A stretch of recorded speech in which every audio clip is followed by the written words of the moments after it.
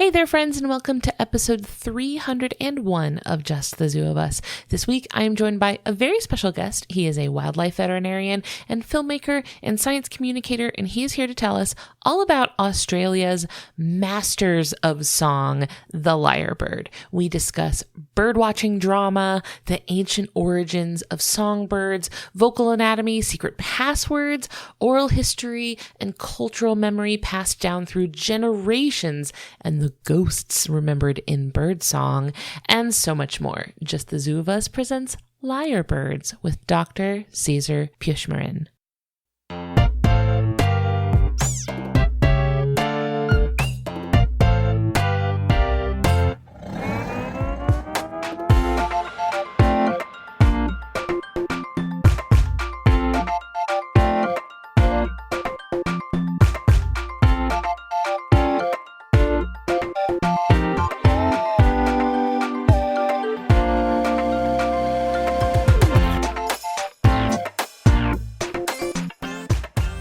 Hey there, everybody. This is Ellen Weatherford, and welcome to Just the Zoo of Us, your favorite animal review podcast. I am so excited this week to have a brand new friend to talk with y'all. This is César Puechmarin. Say hi, César. Hello, Ellen. Thank you so much for having me. This is amazing. I'm so excited. César, what are your pronouns? Oh, he, him. Thank you so much. We are global right now. This is wild. We're not quite antipodal, but... this is Antipodean, yeah, for sure. I think, I thought we were going to hold the illusion that I'm in your house at the moment, in your studio. Yeah, recording. You made a I quick thought that jaunt. would be because, yeah, absolutely. I love the idea that, you know, my budget is increased enough for me to visit the Pacific Northwest. But sadly, no. I mean, as you pointed out before they started recording, I'm in my pantry, which is my professional studio. I was about to say, it would be way better if I actually made the trip to you and was recording live from your pantry. That would be fantastic. Yeah, there's enough space in here, weirdly enough. There's a lot of dried pasta. This is great. It's a good environment. Sorry. César has a two-person pantry. Wow.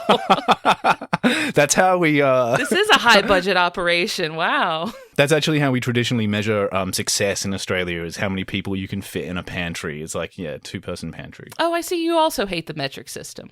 I can relate to that. You would love that over there, right? Yeah, the Americans love measuring it in anything except the metric.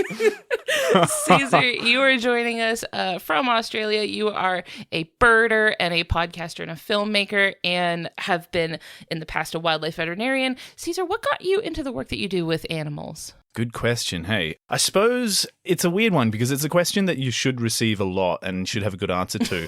But I think it's just, as a lot of people who do work with animals and work in wildlife and conservation, all those things, it kind of just happens because you've got a passion for something, you're interested in something. And I suppose it becomes a point where you can't imagine doing anything else. And that was at least my journey. So, I sort of fell into it. It's a weird thing to say because I've put a lot of effort to get here, but at the same time... It's a lot of falling, isn't it? It's a lot of falling. It's a lot of student loans, which is... But I started studying science and then really wanted a practical application to that science. And I wish I had a cooler answer for you, to be honest. But it's sort of just that, it's just finding your way. And I've been really lucky and I've got a lot of privilege where I can sort of pursue this sort of career. And I'm just seeing where it takes me and I'm enjoying the ride. Were you an animal kid? Yeah, this is another thing. I mean, I definitely was. I try and not say it too often, actually. Are you just embarrassed? Because what? I'm not. Yeah, it does sound like it. It's like there was any confusion about me being a big old nerd. You need to remember who you're talking to right now. I know. No, it's not that at all, actually. It's that I think that there is this expectation when working in wildlife or working in nature of, you read biographies and it's like, ever since I was a child, I was obsessed with nature and wildlife. And I think that's wonderful and I think that's beautiful. But I get worried that it sort of blocks out the rest, the people who found wildlife and nature when they're adults. I actually think it's easy to be an animal kid, Right. Because when you're a child...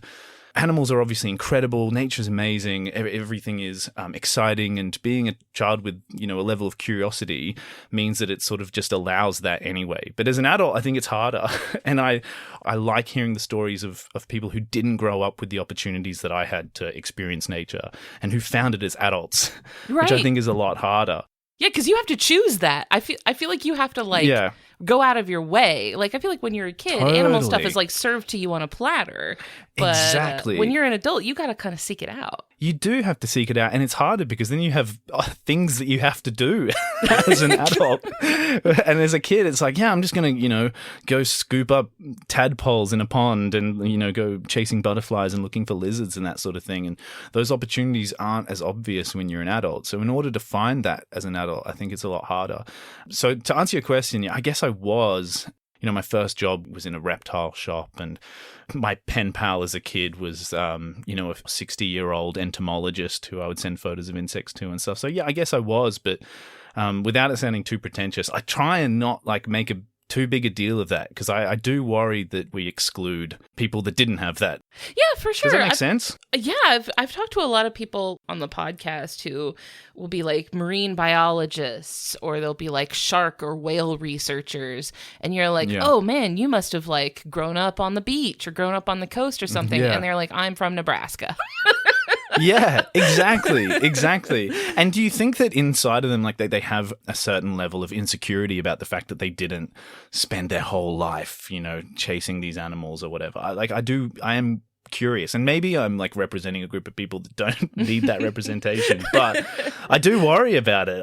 It's something that's on my mind. Well, I also, being a person who did grow up with an interest and passion for animals, but also was very bad at school and was a very, very bad student, I also like to remind people that you can come into these careers like yours from lots of different angles, right? Yeah. There's a lot of different paths.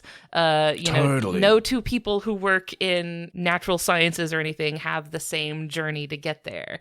And also, it's a good variety of perspectives, I guess. If you grew up knowing a lot about animals, you grew up an animal nerd, you can lose touch of what the average layperson does and doesn't know. Yeah, that's a really good point. And I think you can fall out of touch with it. Yeah, I like that perspective. Because sometimes I'll be talking to someone, I'll say something, I really like animals, and someone says, what's your favorite animal? I might say, depending on my mood, I might say something I really like moths, or I really like this type of bee, or this type of, wasp or something. And they'll go, oh, but that's an insect.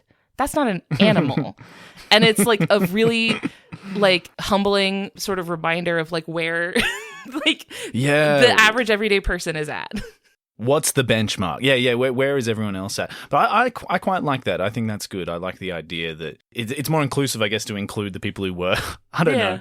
Maybe I think about things too much. Maybe that's what I'm discovering here. Maybe being neurotic and overthinking isn't great. No, but I think it is helpful for people. I have heard from people who were I was not an animal kid. I was not into animals as a kid, or maybe had phobias and weren't around animals a lot as a kid and didn't have a chance to get into it, and are now I'm into it as an adult. And what better way to get into it as an adult than birding, the ultimate adult hobby? I know, that's it. And it's having such a moment, isn't it? Oh, birding is so in right now. I feel around 2020, 2021, when everyone needed something to do that was far away from other people. What happened then? What could that have been? What was that? Because for me, I'm blanking. I don't know what happened in 2020. But you're right. I think that, people being stuck at home, and I know that different communities had different experiences of that event. But I know particularly here, in Australia, in the southern states, in Sydney and Melbourne, which had massive lockdowns for a long time, that it was an escape. Being able to look out a window and see birds, for a lot of people was great solace, and was, allowed them this connection with nature and with the outdoors that they were otherwise not allowed. In Australia, I've never had the privilege of visiting Australia. We would really like to someday, but we haven't had a chance yet. But something that I think is a very common, I guess a trope, like a stereotype maybe of Australia, is that there's a lot of hostile, I would say, wildlife, many hazards, many sort of environmental hazards about. Is that something at all that you think affects the way that people in your area approach enjoying the outdoors and going out birding and stuff? Yeah, it's an interesting point, isn't it? Because, yeah, you're right. We've got this reputation of as being the deadliest place in the world, you know, where we're almost the perfect prison in a sense, where like the east coast of Australia, where, you know, you go any further north and you've got like crocodiles and irukandji jellyfish. You go out to sea and there are lots of sharks. You go out west and it's just desert. And then you go south and there's Sydney. So, you know, Sydney and Melbourne, which no one wants to visit. No, that's a terrible joke. And actually that's where the penal colony started. But anyway, the point is that I think it's overstated in a sense. I think that ultimately, you know, the things that people are afraid of, like, you know, sharks and crocodiles, and these are things that deserve a lot of respect. But ultimately, like, you know, they're not entering our environment, are they? They're sticking to their own environment, and then we're only having these issues, these altercations when we're entering, you know, their ecosystems, and when we're not respecting those ecosystems. We've got a big issue at the moment with saltwater crocodiles up north. And when I say issue, I don't mean because of the saltwater crocodiles. I mean because of the, you know, the public's relation with them, and this idea that we should be culling them so that we can have a swim, which I think is pretty atrocious, personally. Yeah, coming from Florida, there's a lot of overlapping sort of like, you know, senses of entitlement as people are like developing in marshes and swamps. And I'm like, what did you think was in there? What did we expect? And the other thing is that, like, saltwater crocodiles are incredible animals. We should be really proud to be able to share our ecosystems, be able to share our country with these, you know, wonderful, wonderful animals. And I think that we've got this weird relationship in Australia with these sort of animals where we're proud in the sense that we live in this, you know, pretty harsh environment. But at the same time, people are still like terribly scared of snakes and of crocodiles and of sharks and stuff. And you think at some point you have to just be content and learn to live alongside these animals. Snakes is another one, actually. Like, people in the country really have quite a hostile relationship with venomous snakes. And we do have, you know, the most venomous snakes in the world, but ultimately, like most, you were saying before, this is a light-hearted podcast before we started. This feels very heavy, but you know, like most dangerous interactions with snakes occur when people are trying to mess with them, right? Either trying to touch them, pick them up, or often trying to kill them. And that's when the most bites occur. So it's like, it feels like the answer's very clear to just like leave them alone. It's like, if most dangerous interactions with snakes occur when people are trying to kill them, maybe just stop trying to kill them and we'll be fine. I feel like this is a problem that could be nipped in the bud. It seems like we have a root cause. It's like you bring this upon yourself, people. So yeah, I think that we do have that reputation as being terribly dangerous, but also we don't have any really large, you know, land-based carnivores like North America does. You know, we don't have bears and mountain lions and wolves. You know, we've got dingoes, but, you know, they're not predating on humans for the most part. So I don't think that it seems way scarier to camp in in North America than it would here. Yeah, we recently went camping for the first time, and at nighttime, even though we were in a very, very like populated area, it was a little spooky. Even though I kind of knew, you know, logically that I was like, I'm probably fine, you know, like we got some bears and a little bit of mountain lions where we live, but they're not common. So I was like, I'm not really that worried about it, but there are bears and mountain lions. Exactly. We don't have that. So like we don't have that sort of threat of being eaten when we go camping. You know, it's only when we're going swimming in the water, I suppose. Yeah, coming from Florida, swimming in the water was like, that's where, because you can't see them as well. Sure. And you can't move as fast in the water. So like that was where I was like, I really didn't like swim in natural bodies of water, because I was like, I understand too well what could be under there. Yeah, exactly. But I think that that's the smart thing to do, right? Rather than be like, this makes me feel a little bit uncomfortable, let's just kill every animal in the ocean that makes us slightly scared, which does not feel like the intelligent response, which is unfortunately like how a lot of people think. Yeah. Something that you talk a lot about on your podcasts and a big focus of the work that you've done is birds. Was there anything in particular that pulled you towards birds? Why birds? Yeah, I suppose I was more of a herper when I started. I said before that I worked in a reptile That's shop. how it starts for a lot of people, I feel like. I've heard that a lot. Yeah, which is weird because they're less accessible in a sense. But I don't know what it was. And I'd breed frogs when I was a kid, and I always had pet snakes and all that sort of stuff. And then it was actually a university lecture when I was doing a lecture on avian medicine, and the lecturer goes, "Oh yeah, do you know that birds are reptiles?" And I was like, "Excuse me? What do you mean birds are reptiles?" And then sort of, discussed the phylogeny of and how, really, reptilia is a polyphyletic group and isn't complete unless we include birds. And then my brain exploded for a little moment. I'm looking at like toucans and emus. I'm like, this is wild. All the pieces start connecting. You're like, wait a second. Like it's been reptiles all along. Yeah, exactly.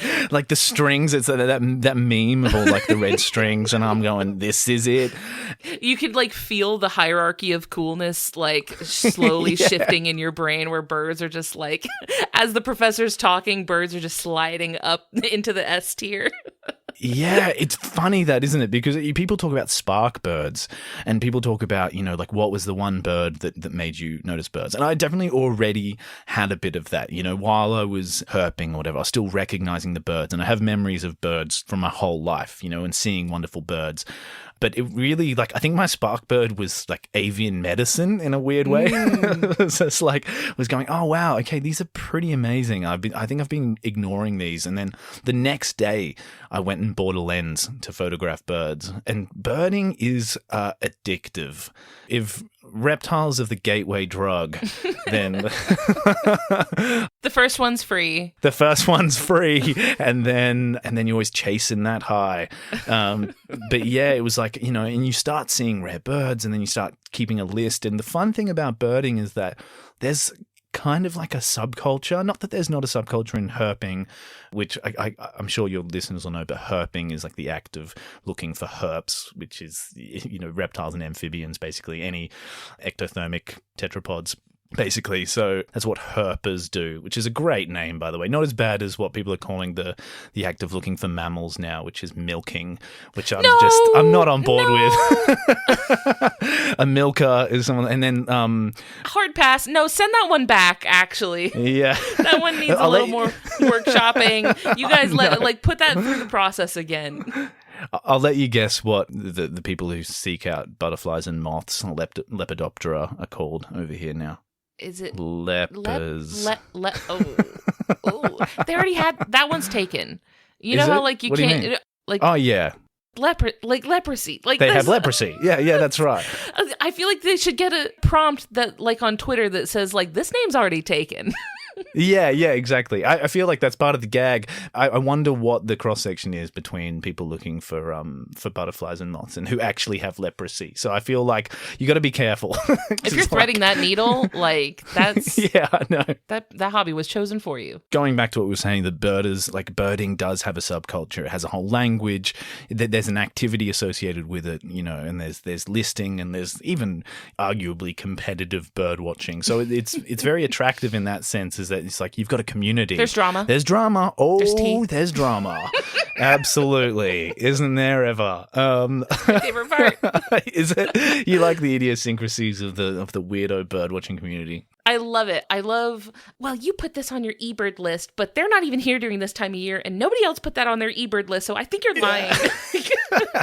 Oh, were we talking before about people? We were talking off mic about, people getting caught for stuff online, and yeah, it's so good when, so in birding, they call someone that makes up a sighting a stringer, right? It's like you're stringing, you've made up a sighting, and the best is when people get caught for it.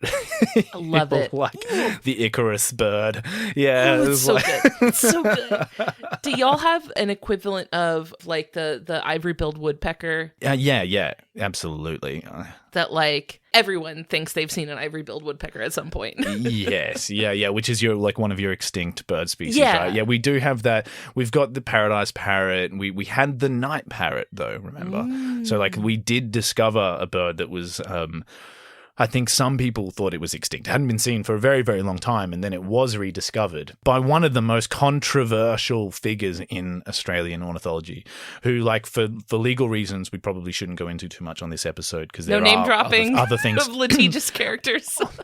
Oh no, I'll say it's John Young. It's fine. Like, it's that part's public, but there are other things going on that I think make it not worth talking about. But yeah, that bird was rediscovered. And so, yeah, for a long time, people were like, have we seen this night parrot? Have we seen it? And then it was rediscovered. So there's almost hope out there for the ivory-billed woodpecker. I don't know the ins and outs. I don't know how likely it is these days. But, it's like, I want to believe, Yeah. like It's become kind of a meme. Has it? Yeah. People will Photoshop the ivory-billed woodpecker into, like, Bigfoot photos and, like... It's so good. They're always blurry. Every ivory-billed woodpecker photo is blurry. Yeah, like, into the background of, like, historical images and stuff like that. They'll be like, That's I found brilliant. him. I love that. Now, for anybody listening who has never heard of the bird that we're talking about today, the lyrebird, I'm so excited about this because I've seen so many little clips and videos from nature documentaries about these, and every time I can't look away. These things are hypnotic.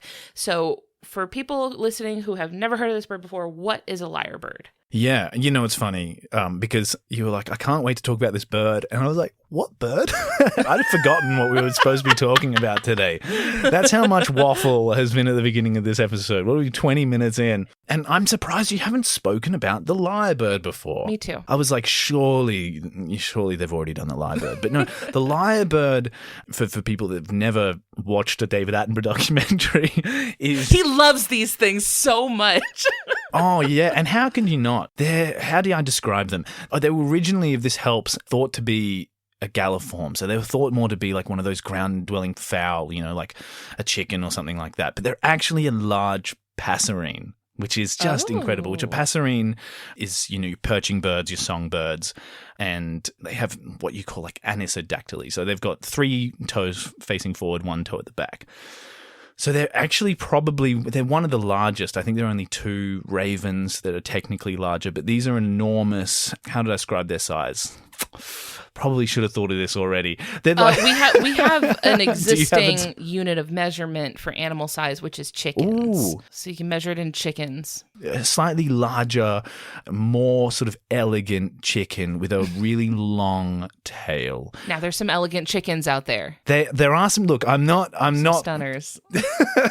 Not passing judgment on chickens, but compared to a chicken, these things are schmick. They're like streamlined. They're quite elegant. They've got sort of longish legs. They've got a long neck, and the one sort of identifiable, their one amazing feature on their body is their long tail, which is what they're named after. So they're not named after their sort of tendency to fudge the truth a little bit. Yeah. Which they do. They do, yeah. They're terribly dishonest. They're really, terribly dishonest birds. You never trust something the lyrebird says. No, but not L-I-A-R, but L-Y-R-E.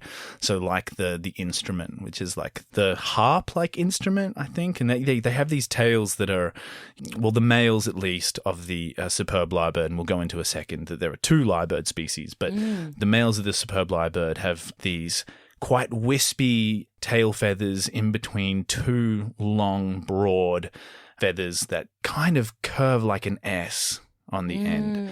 And when they're displaying, it creates this like lyre shape. Yeah, which is wonderful. And it's wonderfully musical as well because they're, arguably one of the most musical birds. So appropriate. So appropriate. I can't think of a time where like the visual match so closely. I know. It is weird. I don't know if the instrument, the lyre, can pretend to be like a flute or something like that. But in this case, obviously, the main thing about the lyrebird, the main thing that people talk about the most is the fact that they are amazing mimics, right? For just a second, I was pulling up images of a lyre because what I was thinking of in my head was a lute, because my head was just like, Ren Fair instruments you would see in like Baldur's Gate or something, like interchangeable sort of like old-timey stringed instruments. Yeah. And the lyre is one that when I see it, I think of like Greek statues or like Greek, sort of like ancient Greek imagery. That's what I think Or like a of. cherub, like an Very angel cherubic. playing like, yeah. So it has that sort of curved, like how would you describe it? It's almost like a scroll on the top of and then with strings in the middle. Yeah. Very ornamental. Very ornamental. Which is why when you said that they were thought at first to be like galliforms, that made sense to me because they look so much like a peacock. Totally. Yeah, exactly. Like, and you see them and you're like, that's a weird peacock. Yeah, it's sort of a less ornate peacock. You can totally understand how those early ornithologists would mistake them for that. But then they do something that, a peacock can't do. Peacock wishes. Wishes. Oh, you hear about it all the time. The peacock's going, man, I wish I could sing like a lyrebird. Instead, all they got is... Yeah, exactly. Yeah, so calming and beautiful to listen to. So melodious. No, it's a one-hit wonder, the peacock. They have no range. Yeah, they've put all of their, this is a terrible pun, but they put all their eggs in that one basket, haven't they, with the tail. Boo. Yeah. This is the sort of like high quality wit you can expect from me. Oh no, we hate puns here on Just the Zoo of Us. Yeah. That simply won't do. Brilliant. Good stuff. I mentioned before that there are two species. Yes, please. So there's the superb lyrebird and the Albert's lyrebird, or the northern lyrebird, which is also known as. They're both within the genus Minura. How mean of them to name one superb and the other one is like northern. Like, yeah, I thought the exact same thing. They're like, this one is great. This is fantastic. And this one is from the north. They do that a lot with birds, don't they? And you think, like, that's so cruel. It's like the elegant or the whatever, and then it's just like the common. Yeah, the common, the mid lyrebird. Cool. Yeah. Great. Awesome. Thanks. It's like having a sibling who's named after one of your parents and you're not. You've got one child that's named like after like Zeus or something like that, like something incredibly like the chosen one, like anime protagonist name, and then the next one is like Jeff.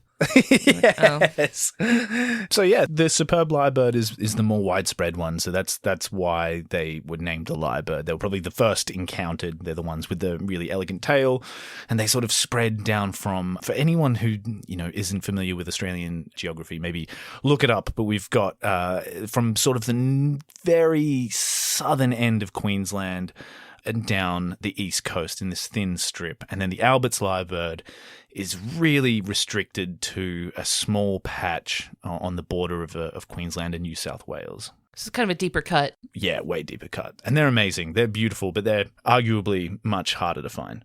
Have you seen these on your birding excursions? Yeah, I've seen both. Yeah, I've been really fortunate to see both. I've seen the Albert's lyrebird displaying.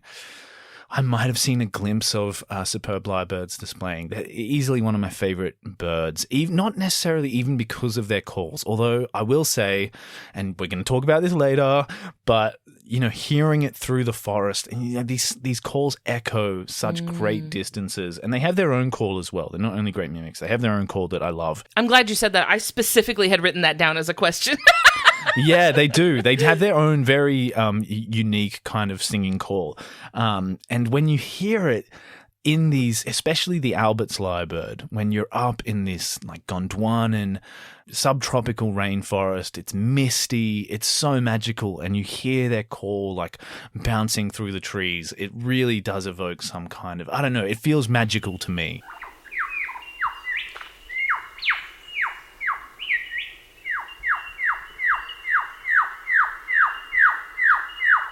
And then also they there was a whip bird, and there was a yellow-tailed black cockatoo, and then you can play like little games trying to see how many bird calls you can hear in there. But just there's something uniquely magical about hearing them in that environment. Oh, that sounds so beautiful. I hope that in our inevitable trip to Australia, yeah, please. And you know what? So bad. I will show them to you. Yeah, if you come here, we'll head to Springbrook National Park in Greens Mountain, where you see the Albert's lyrebirds, and it's like, and you won't only see them, you'll see a lot of amazing birds, and we'll do a whole adventure. Oh, amazing. If this is anyone's first time listening to this podcast, we rate animals out of 10 in different categories. And the first one is effectiveness. This is physical adaptations, things built into the animal's body that let them do a good job of the things that they're trying to do, whether that is find their own food or not become food themselves. So, César, what do you give Lyrebirds out of 10 for effectiveness? It's hard not to want to give them a 10. It is, and you're allowed. I know, but then it just feels like you devalue the 10. Everyone wants to, there's a scale for a reason. That's true. We can't have score inflation on the podcast. And I almost need like a framework. I need to know what we're measuring it against. Like what would a 1 be and what would a 10 be? I see. Let's see. I wonder what is the thing that I've given the lowest score. I know that I've given 10s to, I believe, the camel, the Arabian camel. Okay. I'm pretty sure. I did. Yeah. It was in a very early episode. I gave a 10 out of 10 to the camel. Interesting. And then I feel like maybe the Mexican jumping bean moth.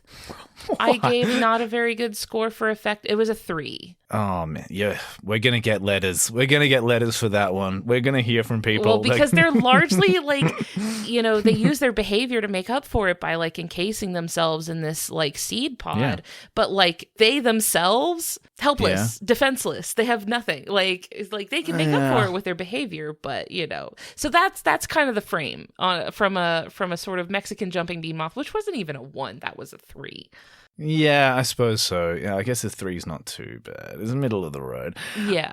Well, yeah, it's hard because I suppose in terms of their actual adaptations, like they do have like physical adaptations which allow them to make their calls, right? Is that what you're kind of leaning towards? Like what? Yeah, absolutely. I feel so much responsibility for this bird right now, and they're never gonna know. You're like, this is my child. This is my son.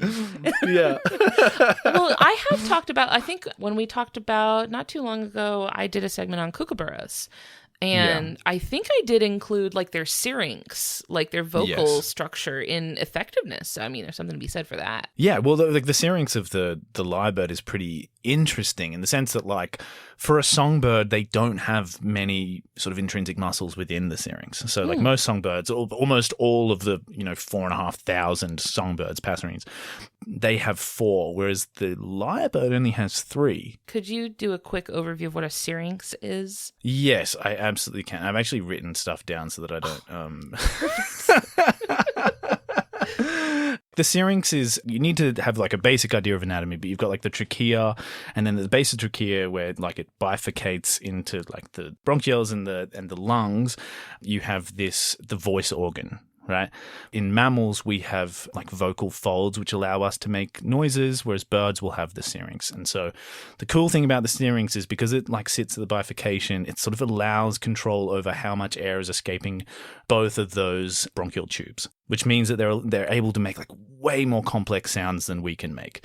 Now, there is sort of, it's a bit debatable, and I suppose there's a lot of conjecture about like whether or not this is true, but we think that because they've only got 3 muscles within the syrinx rather than 4, that these muscles are more specialized and more honed in, which allow them to make more complex sounds and learn sounds, and then sort of, but it's not only the syrinx, it's their brain. Right? So like having a cool syrinx is one thing, but also we suspect they're highly intelligent birds. Oh.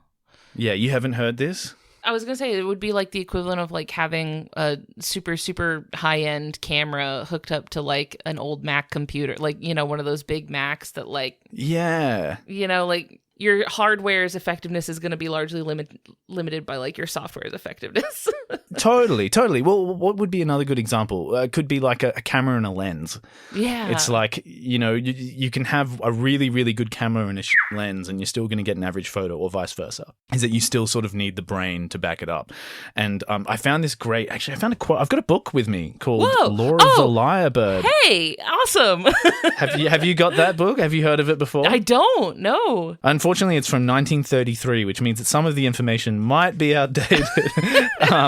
But I just loved this. I was reading it and I saw the first line of the book, which makes it sound like I haven't actually read much of it. So let me quote the first line of the book. Webster's Dictionary defines. Yeah.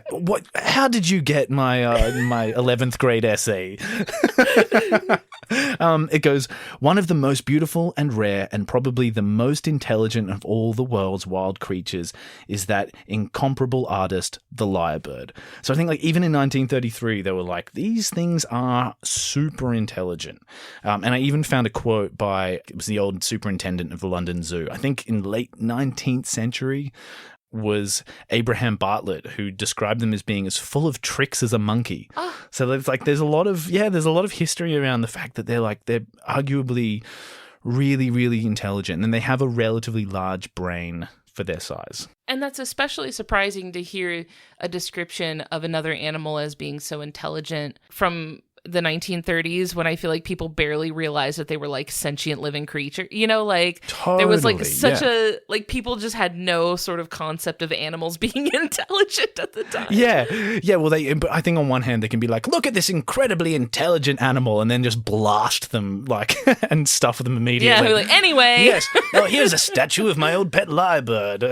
It's like, there was that. I think there was acknowledgement, but there was no respect for it in a sense, as they were sort of just like seen as items, I suppose, for a period. But I think that there was acknowledgement of intelligence. It probably was just not like, because of the notion of the anthropocentric notion of intelligence doesn't really allow for those sort of things. But they knew that they could mimic. So it's like, in a sense, they were like, well, they are just birds, but at the same time, it's like they can learn their own. Yeah, I saw you were talking about David Attenborough before, and like obviously there's the video, the famous documentary footage. Was it from The Life of Birds, where it shows the lyrebird mimicking chainsaws and camera clicks and drills and hammers and that sort of thing? Do you know the background of this footage? I've seen the video about 400 times, but I don't think I know the context of it. Like a lot of wildlife filmmaking, it was framed as being, a wild bird that they were showing this behavior out in nature. But that was actually it was a captive bird. Oh, so it would have been around people a lot. It was around people a lot, and the bird's name was Chook. Oh, he has a name! And it was in the Healesville Sanctuary, and apparently there were records that it could actually say its own name. So It was reported as saying like Chook Chook, and would whistle like an old man. So this bird, like, who spent a lot of time around people, eventually was able to pick up these different sounds, like the camera click and the chainsaw that's so famous. So they basically had an interview. Yeah. Yeah. They like scheduled it with him and everything. Like, yeah. Can we get you on at 9? Like, yeah. I've got a courtship display at 8, but then we can do. Yeah. I can do the chainsaw and the camera click, but if you want the drills and the hammers, it will be more. Like, he's charging them for it. But I just love that. I love that idea that it's like, this is kind of like not a trained bird, but it was like living in a zoo. But though they, there are records of them doing that sort of thing in the wild as well. So it's not all like, it's not all just, lights and magic. Right. Yeah. Clearly, this is something that the bird was like able to do, like he was able to pick up on. So, what are the thoughts about the very ornamental tail feathers and like the very sort of elaborate plumage? Is there sort of like an adaptive purpose for that? Like it's so dramatic. I'm just wondering. It is dramatic, isn't it? A purpose for it. Yeah, I think like a lot of displaying birds, it's just there evolutionarily for reproduction, right? So it's to say, look what I can carry around with me without being killed. It is peacocking. It's absolutely peacocking, and that's like primarily the foundation of all of that reproductive evolution. Is that and why we see displaying males often in the animal kingdom will have far more ornate plumage or whatever it might be in relation, like compared to the females. So it's the idea of like, I am strong enough, I am fit enough to have bright colors. Well, lyrebirds don't have bright colors necessarily, but like a long tail that should hypothetically be slowing me down. And then it is used in their mating display as well, right? So it does also function for mating. It's like a flex. It's like, look how much utility I can sacrifice. Yeah, exactly. It's like if I was walking around like the Brisbane streets wearing like some crazy ornate outfit that would absolutely get me bashed. It's like just a giant wig, like a giant like Trixie Mattel drag queen wig all the time. Yeah, I would do that, to be honest. I think that would be cool. It's why, when you go out on safari, you're supposed to wear camouflage outfit, khaki and stuff. It's so that the animals can't see you. If you went out in just like obnoxiously colored outfits, the lions might start chasing you down. They'll be like, well, there's a guy there. I see it. He's guy shaped. You're right there. I am absolutely going to eat you. So that's kind of like, that's my really reductionist sort of explanation of what that would be for, because the females don't sport them. Did you ever have one as a patient? No, because they don't really occur in the area that I live. I should mention as well that I'm recording in Ginniburra land, so that's in like the Diagula ranges of southeast Queensland, the subtropical rainforest. And I think historically they probably did occur up here, but it's the next range over, which is like maybe an hour and a half south of where I am. That's where the Albert's Lyrebirds start, and then a little bit further south is where the superb Lyrebirds start. So I've never worked in an area where it would be normal for them to occur and for them to become patients. And it's one of those things where, I'm a wildlife veterinarian. Obviously, you get excited when you get to treat a new species or when you see something new, but at the same time, there's a level of sadness. It's like, I wish I didn't have to treat you, It's like, this is cool because it's a new experience for me, but at the same time, any time I'm treating an animal means that it's like an animal that's unwell and requires treatment. Yeah, if you had seen like 10 of them, you'd be like, y'all need to get it together. Totally, yeah, and that does happen with with certain events and stuff, but I think that, it's way more exciting to see something in the wild, isn't it? Like, it's always going to be better. Hey there, we're going to take a quick break to hear from a couple of the other shows on the Maximum Fun Network. When we get back, we are talking ingenuity and aesthetics for lyrebirds, so stay with us. On Judge John Hodgman, the courtroom is fake, but the disputes are real. Brian would say, I'm the Gumby of this family. He's just not. Claiming to be Gumby is an un-Gumby-like claim. No, it's just Gumby and I being our authentic selves. So what's your complaint? Too many sauces? There are no foods on which to put the sauces. Have we named all the sauces on the top shelf yet? Not even close. You economize when it comes to pants. Truly, it's not about the cleanliness of the pants. Well, why isn't it? This is what I want to know. Judge John Hodgman, fake court, weird cases, real justice. On MaximumFun.org, YouTube, and everywhere you get podcasts. It's hard to explain what happens on Jordan Jesse Go. So I had my kids do it. Saying swear words. Saying swear words? Yeah, bad jokes. Bad jokes? Bad jokes. Maybe it's like you tell people that you're going to interview them, and then you just stay there like really quiet and try and creep them out.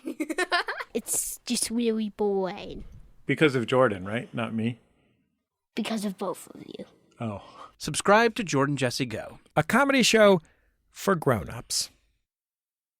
The next category that we rate animals on this podcast is ingenuity, which is behaviors, things the animal is doing to solve problems that they face, navigate the world around them, things like that. We've touched on this a little bit with the mimicry and with the displays. Well, we didn't give them a number for effectiveness. We didn't give them a score. I think for effectiveness, we're going to go with, let's go with 7.5. I'm going to be brutal. Strong. I think that, with the adaptive syrinx and then also their tail for reproduction, and for the reproductive display, I think it's pretty good. I think it's pretty cool. And something to be said about a buff brain too. Yeah, love a strong brain. That's like, that's what I'm all about. I think that's great. Well, let's talk about the big brain. What do you give them for ingenuity? Ingenuity, I think because of their ability for mimicry, which I think we've gone into a little bit, but we haven't really explored that much. I think they have to get a 9.5. For sure. I think they have to. This is like incredibly impressive because like you could hear, mimicry from things like mockingbirds, right? Where it might be a bird that could like, do the same sort of song as another bird. And you'd be like, oh, that's kind of nice. But this is like as if you had a recorder and you recorded a sound and just played it back. Yeah, this is where the Lyrebirds really shine, is their ability to mimic. We mentioned the David Attenborough documentary before, where they're doing things like chainsaws and camera clicks and that, which is amazing. The other things that they've been heard doing, they can do like the wing beats of birds flying past. They do dogs howling. There's a fantastic book, by the way, by an author called Tim Lowe called Where Song Began. Which is all about like the evolution of songbirds and stuff, which we suspect they originated in Australia. Wow. Yeah, which is incredible. It's where it all began, baby. It's where it all began here. Actually, Tim Lowe in that book says that, Australia often claims as being the land of marsupials, right? Like we've got a large number and diversity of marsupials. But we've got a far stronger claim to songbirds, which I think is amazing because marsupials didn't evolve in Australia, we don't think. We're pretty sure they evolved, during the supercontinent of Gondwana. We think that they probably evolved in the area, which is now South America, and then made their way over. Whereas we're pretty confident that passerines evolved in Australia. But anyway, that's a great book. Look it up, Where Song Began. But Tim Lowe in that book describes as having heard, the coughing of a smoker or an ambulance siren, which I also think, like, how do you know that it's a smoker? I mean, that's, you've heard a cough. That sounds like that was a judgment call, I feel like. It is. I think so too. Even like trees creaking and stuff. And so the superb lyrebirds have a far greater repertoire than Albert's lyrebirds. So I think like a superb lyrebird can mimic up to like 20 different bird calls, whereas an Albert's lyrebird I think is up to 11. I might have my numbers off there, but that's just what I've read. And a superb lyrebird, I think 80% of their vocalizations are believed to be, to consist of mimicry on top of their own calls. You had mentioned earlier that they do have their own distinct call, which was one of the things that I was going to ask about. Because I was wondering, I was like, does that bring up a question of like, what is originality, right? Like, how much are we just like being influenced by, what we're seeing from others and incorporating into our own, as a person who does creative stuff, right? Yeah. And I'm always thinking about like, what is originality? Is this original enough? So it's interesting that like Lyrebirds do still have their own like, it's like they have like original content, but they also do like fan art sometimes. Yeah, a lot of their stuff is, what is it called on TikTok when you like you just get someone else's reel and then like they're using the audio from one reel and then making their own like little TikTok dance move. A duet. Yeah, they're doing a duet. Well, what's interesting about that is that there is like, we call it sort of culture within the lyrebird communities because they have dialects within different populations. And not only that, but we're pretty sure that so like chicks don't come out of the egg with full repertoires, right? They're learning stuff. They even probably learn stuff within the egg, which is something we've learned about birds in recent years with the fairy wrens. I don't know if you're on top of that. I had heard about this. It may have been with fairy wrens. I had heard about this, like studies on teaching birds songs while they're still. Oh, yeah. You know what it was? It was a study on brood parasites to see. Yes, it's exactly what it is. Yeah. Is that the same thing where like they were seeing if the mother bird would teach their like chicks a song to like not get parasitized? So that's our fairy wrens. So yeah, it's an arms race between our fairy wrens and cuckoos. And it's the idea that if the cuckoo hatches and isn't able to replay the song that the mother has been singing the egg, then they'll abandon the chick. And so it's this amazing evolution. It's like a password. It is a password. Here's our secret password. Yeah, you can't get into this speakeasy without knowing the song, which is incredible. Do you think that the mother bird is over her eggs like uppercase B, lowercase J, asterisk 9? No, she's like a pink pony club. And then when the kid, when all the chicks hatches, she's like pink pony. Huh? Yeah, which is, and like the big, like disgustingly ugly cuckoo. It's just like, it's like, you're not mine. Yeah, which is weird because, like, I think that and this is off tangent a little bit, but I think that's like, couldn't you just learn what the chick looks like? You know, isn't it easier to understand that like visually this bird doesn't look anything like, you know, fairy wren chicks? It's like there was a tell. Yeah, I was like, the fact that it's 5 times your size as an adult bird probably is a little bit of a giveaway. Girl, open your eyes. I don't know what else to tell you. You're working overtime to feed this thing. It's like, they're just thinking, wow, like you're just like people being proud of. They're like, hey, it's just really big and strong. It's like, it's like, he's got a great appetite. Yeah, girl, I bet he does. And you feel so sorry, but I've seen this in the wild where you see, you know, fairy wrens and other birds even just like feeding the cuckoo chick, and you think like, God, they look stressed. Like it's like a single mom who works 2 jobs. Yeah, because like this raging appetite. But yeah, we're talking about the like the inheritance of calls, so like the culture. So there are dialects within lyrebird communities, which sort of implies that they are learning calls from each other.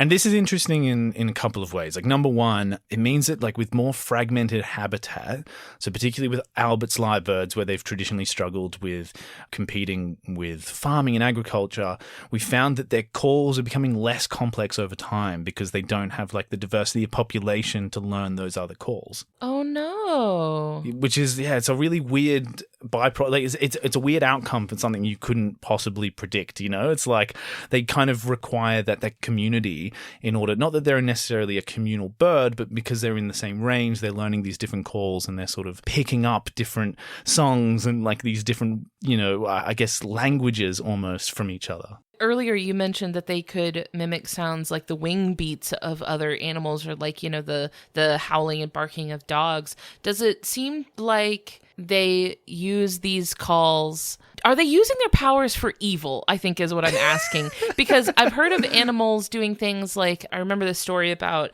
a group of monkeys that had a sort of like language that like a language of calls that they would use to each other. And that sometimes one of the monkeys would make a call that the group associated with like a snake in the water, so that all the monkeys would come get out of the water, and that monkey would go down to the water and pick up all the food that the other monkeys dropped. So he was like tricking them and like lying to get them all to like, you know, scatter or do something. So I'm wondering if the lyrebird is like using sounds like, oh, this is a sound of a predator that's going to scare something else away. As far as I'm aware, there are 2 instances that this occurs. So one is that females are known to also make calls, and you think, well, if the calls are primarily used for display, why would the female also need to make a call? But what has been shown is that they will mimic a predator. So they might mimic like a goshawk, which traditionally might predate on lyrebird chicks or on lyrebirds, as a way to, like, I suppose, spook off rival females, which I think is incredible. But the other one, which I also think is pretty funny, is when the male lyrebird, so they'll do this display where they'll stand up and they'll do I think they have multiple repertoires that also correspond with dance moves, which I think is hilarious. That they're like, they'd only have one, they'll be like, well, that one didn't work, let me try this other dance move in this repertoire, and then they'll cycle through them. Is this anything?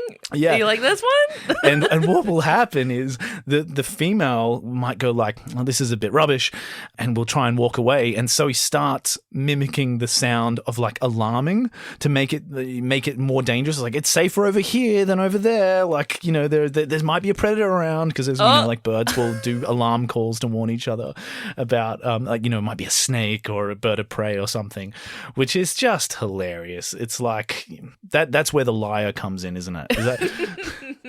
He's pulling the fire alarm to get out of an awkward situation. Like, oh my goodness! Just panic and just pull the fire alarm. That's so much better. It's calling a bomb threat into like.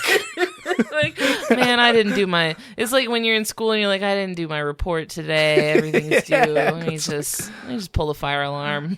Yeah, let's call my teacher. Like, let's threaten the school somehow so that we don't have to go in. But it's like that. But it's like if you were dancing with someone in a club and then they're not into you anymore. So yeah, you like lock the doors and pull the fire alarm and go like, well, nobody's leaving. Now you have to watch my dance. Yeah, exactly. It's like, what do you think now? What do you think now? It's like... As if she's going to be like, you know what? Actually, now that I'm locked in here with you and there's a fire, actually, it's kind of working for me now. Maybe that's telling if she's like, I think I'd prefer to risk it with the predator. Yeah. She chooses the bear. Yeah, she chooses the bear. Yeah, that's exactly what it is. But yeah, going back to the song stuff and the inheritance of calls, I have two really cool stories, one of which was told to me and the other one is just something that's available online. But like there's a story of a plane crash that occurred in Albert's lyrebird habitats called the Stinson crash. And basically there are stories of them hearing fire crackles down in the gullies. And the idea that these birds, well, there's two things that happened. Number one of the, we kind of think this bit might be a myth, but there's a story of like one of the crash survivors calling out and then hearing someone else calling back and then following it into the forest. Oh, no, that's some Hunger Games business. That's, totally, yeah. That's horror movie stuff. Yeah, that's right. So it was like leading him away into the bush. But we're not sure if that part's true. It seems like it's almost too quick. I don't know if we've seen that sort of turnover. I might be wrong. But the other thing was that they would hear fire crackles in the forest. And then it was the idea that these birds were mimicking the crackling of fire. And I have a friend that's actually heard that in that same area of these fire crackles. Yeah. And the reason that this amazes me so much, right, is that if these birds are inheriting calls, if the idea is that they're culturally learning calls from each other, so how old is that fire? Oh. Like how, this could be a 20,000, 30,000. We know that, First Nations Australians lived in those regions for, possibly up to 40, 50,000 years. We could be hearing the echo of time. Like they are a recording device that's potentially connecting us to the past. And I don't think there's anything else like that.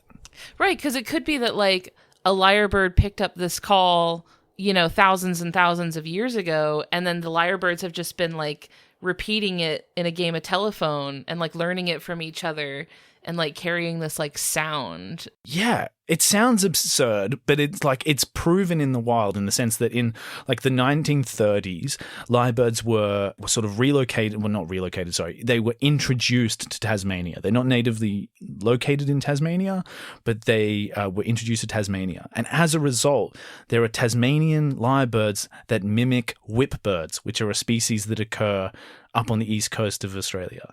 Oh. And that call has just been handed down through the lyrebirds. So there are no native whipbirds in Tasmania. And yet, for, almost 100 years, these birds have been mimicking whipbirds. I mean, that's more or less how like oral history works, right? That's exactly what it is. Yeah. So it's the inheritance of calls. We do that.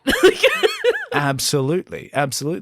And it's like through song, right? Which is like we have songs that have been passed down, and it's actually really close to like the First Nations Australians like tradition of oral history and song lines, which I just think is amazing.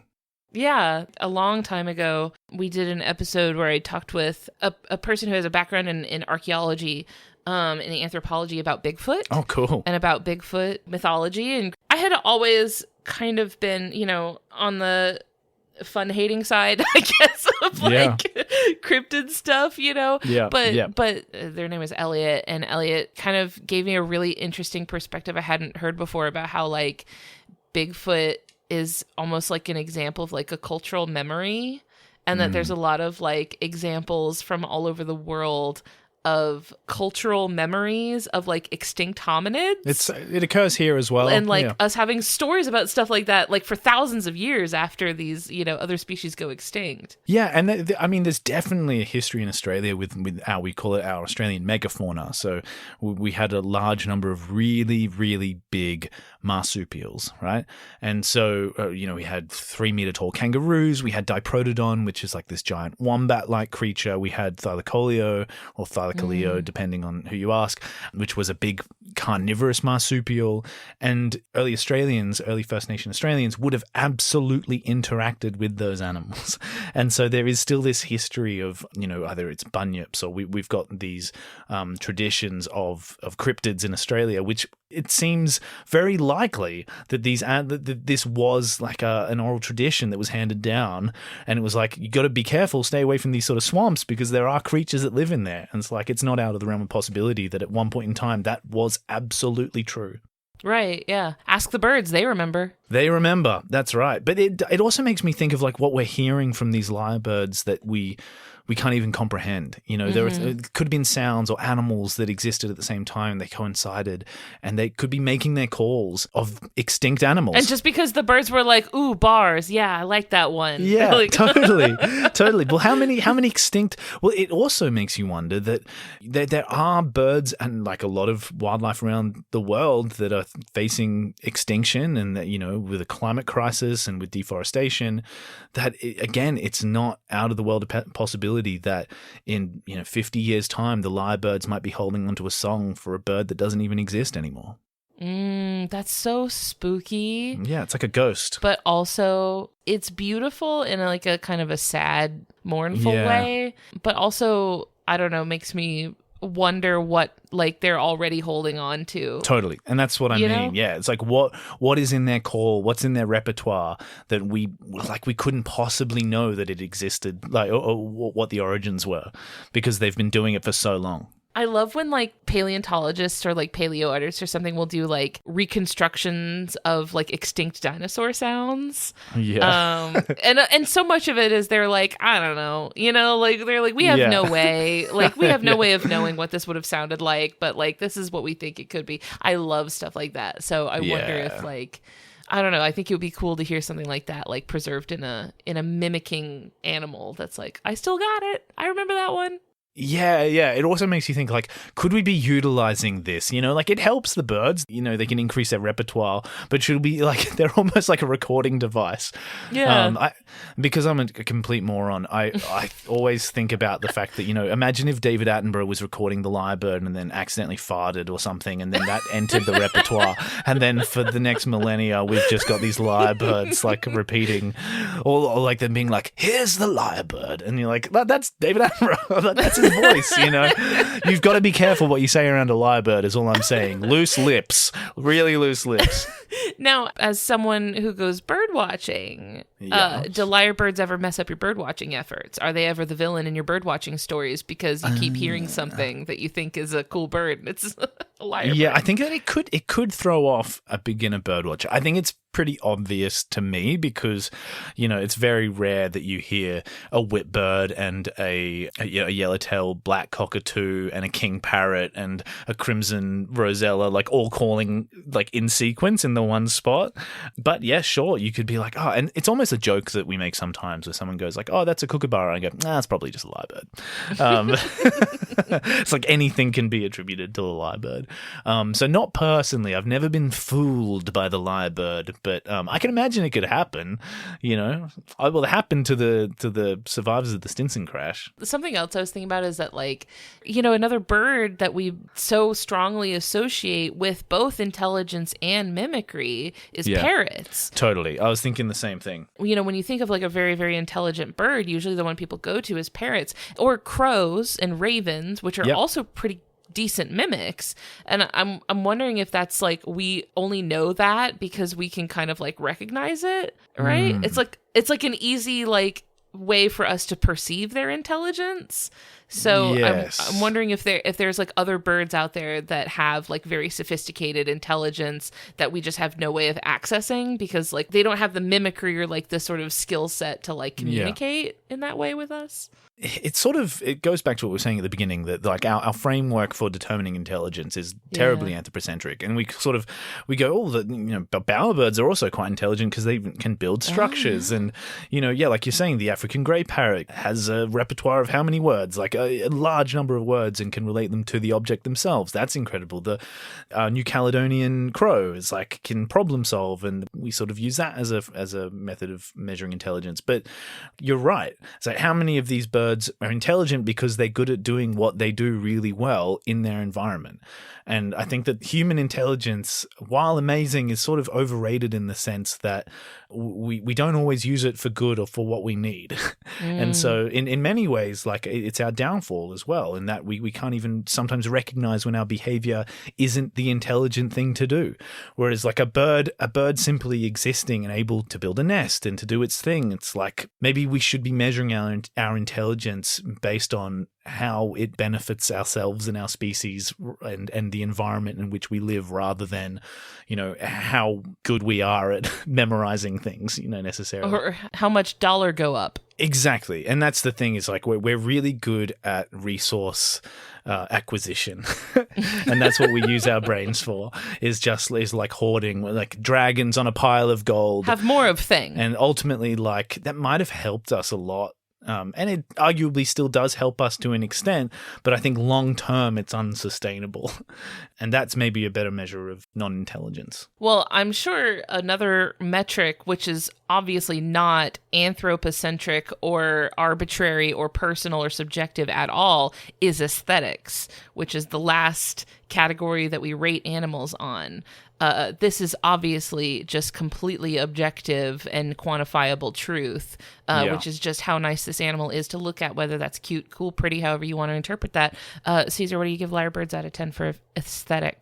I think aesthetically, I'm giving them a strong 8. It's a lovely bird. I was going to go 7.5, but I think that they are a beautiful bird. And again, like you're saying, it's an objective. It's just, this is my own sort of subjective opinion on it's what vibes looks based. beautiful. It's, I think that their tail's beautiful. And I think that's what the male's tail is really where they get a lot of their points here, I think, is, and their display. I think arguably, that's part of their aesthetic, is that, if you can count behavior as part of aesthetic and dance moves and stuff, I think that 100% that sort of counts. But being honest, they're not the most colorful bird, if that's a measure of beauty, I suppose, in the animal kingdom.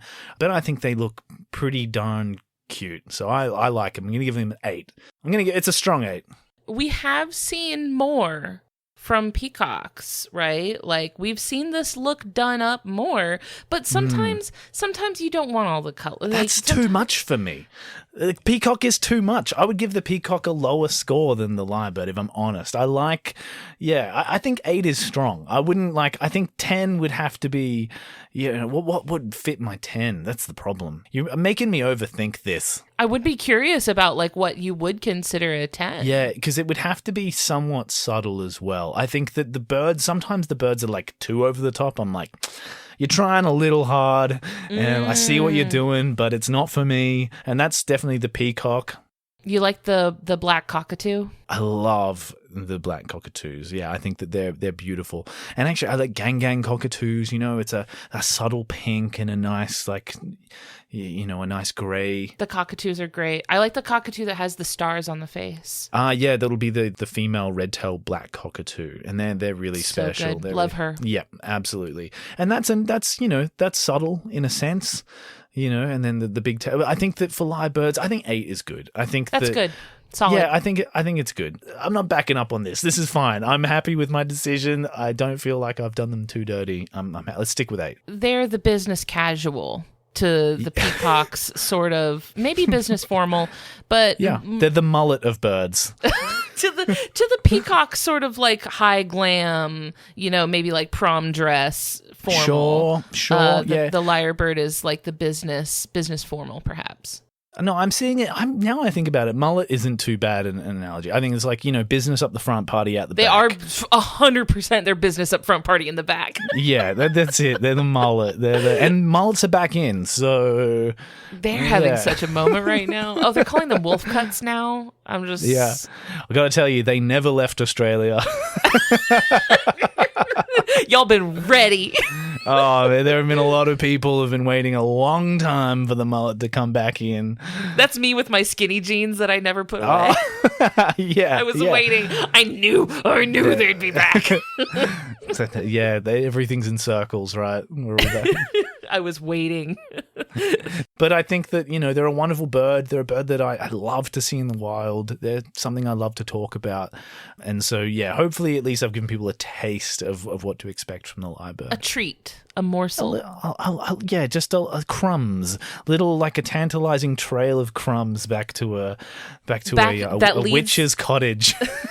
Well, it's a tantalizing trail of crumbs that leads people all the way back to your other podcasts. Here we go. Including Every Animal Ever, with a newer one, and also Death by Birding. Can you tell us about your other podcasts? Yeah, absolutely. So Death by Birding, I've been doing for a few years now, maybe 2.5 years, somewhere around there. And that is a very casual bird watching podcast. And I have a range of different guests on. Some are birders, some don't even know what birds are, which is hard. It's hard to find someone that doesn't even know what a bird is. But yeah. Bird curious. No, bird curious. But yeah, so I sort of try and get a range of people. I've had comedians and rock stars and all those sorts of people, and just sort of get them out into nature, hopefully, and show them birds. And sometimes I just tell them about the idiosyncrasies of bird watching. And then other times I have experts on who can sort of teach me a thing or two about birding. But that's a very casual, conversational bird watching podcast.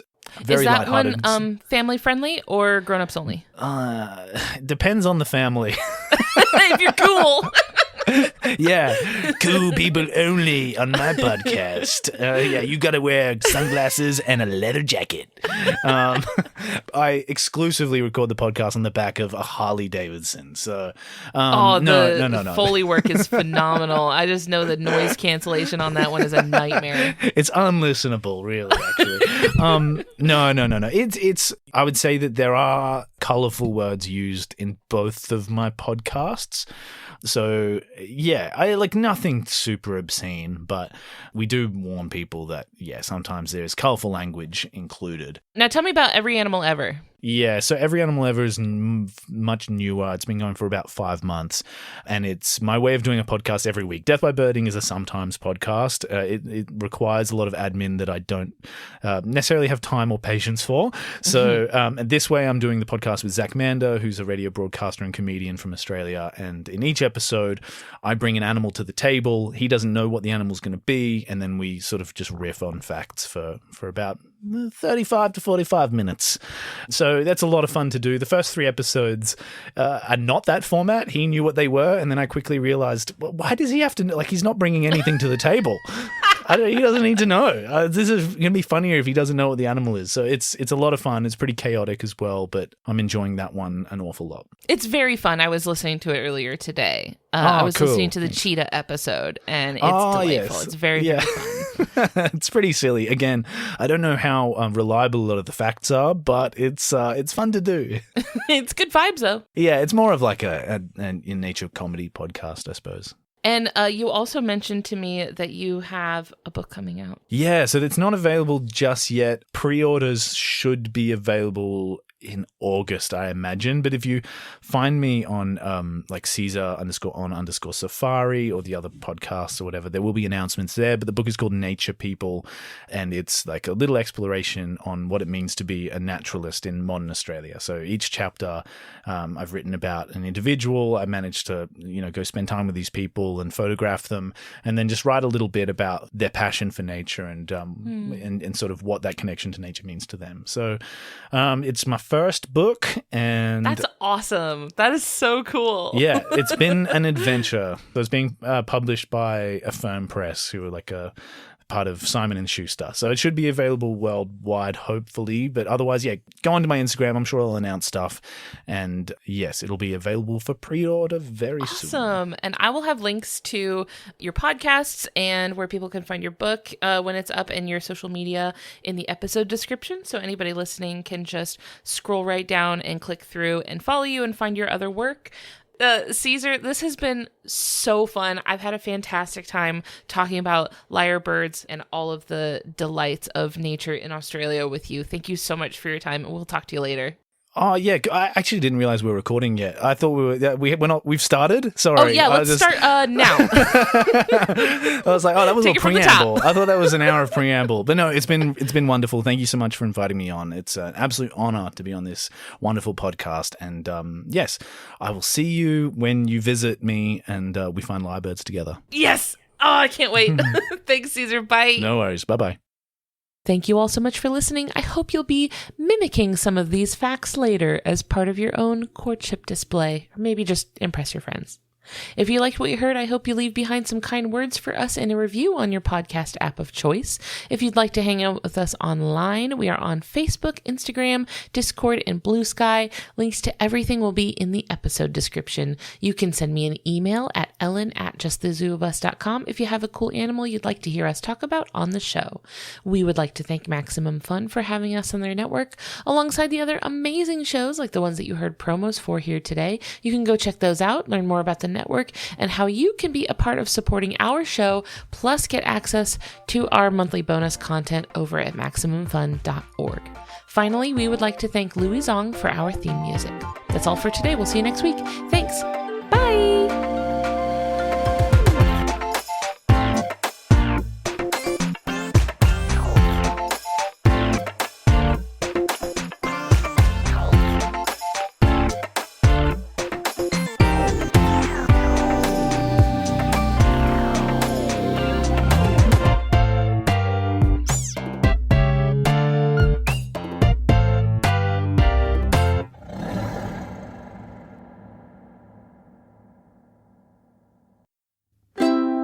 Maximum Fun, a worker-owned network of artist-owned shows. Supported directly by you.